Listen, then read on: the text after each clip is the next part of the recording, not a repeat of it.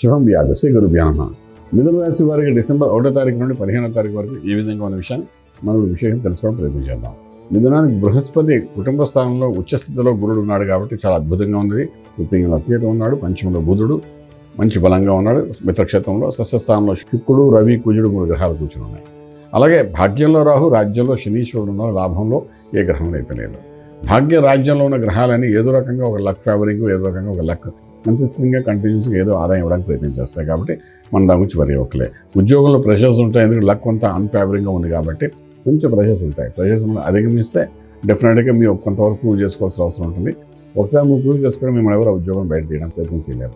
Establishment బాగా అవుతుంది. అలాగే వ్యాపారంలో కూడా చిన్న ప్రెషర్స్ ఉంటాయి. వ్యాపారం కంటిన్యూ చేయాలా వద్దా, లేకపోతే పార్ట్నర్షిప్ కంటిన్యూ చేయాలా వద్దా మన సందిగ్ధంలో ఉంటారు. కానీ ఇది light pressure for temporary basis అనుకోండి. సో దాన్ని అధిగమించేస్తారు, ఏం వరి అవ్వక్కర్లేదు. అలాగే ఫిల్మ్ ఇండస్ట్రీలో ఉన్నవారు డెఫినెట్గా యాక్టర్స్ కానీ, హీరోస్ కానీ, డైరెక్టర్స్ కానీ మీరు కొంతవరకు మానసిక ఒత్తిడి పొందుతారు, అంతేతో ఎక్కువ కాదు. వీటన్నిటి నుండి కొంతవరకు బయటపడడానికి ప్రయత్నం మనం చేసుకోవాల్సిన అవసరం ఎంతైనా ఉంటుంది. శుభవార్తలు వింటారు, శుభమైన కార్యక్రమంలో పాల్గొంటారు. విదేశాలకు వెళ్ళి చదువుకోవాలనుకున్న విద్యార్థులకి కొంచెం న్యూట్రల్గానే ఉంది, పెద్ద చెప్పుకోదగ్గ ఫలితాలు ఏమి కనిపించట్లేదు. అలాగే గృహప్రవేశం, శంకుస్థాపన, భూమి పూజ ఇటువంటి కార్యక్రమాలు విశేషంగా పాల్గొంటారు. మంచి గౌరవం పొందుతారు. మధ్యవర్తి పెంచడం వల్ల మీకు మంచి గౌరవం, పేరు పొందుతారు.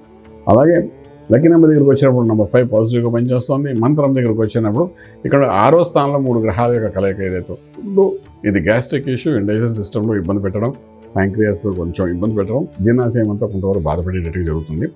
డాక్టర్స్ చూపించుకోండి, కరెక్షన్ చేసుకోండి. డెఫినెట్గా ఇవన్నీ చేయవలసి వస్తుంది. విశేషంగాను మళ్ళీ విశేషం చేయవలసిన మంత్రం దగ్గరికి వచ్చినప్పుడు మాత్రం ఇక్కడ మళ్ళీ మీరు ఏంటంటే శివునికి అభిషేకం చేయడం చాలా ప్రాసెస్ వహిస్తుంది. శివాభిషేకం అయినా చేయాలి, లేదా దక్షిణామూర్తి మహామంత్రాన్ని సాధన చేసుకుని ముందుగానే వెళ్ళడానికి ప్రయత్నం చేయగలిగితే డెఫినెట్గా రాజమార్గంలో రాజ్యం పొందగలుగుతారు.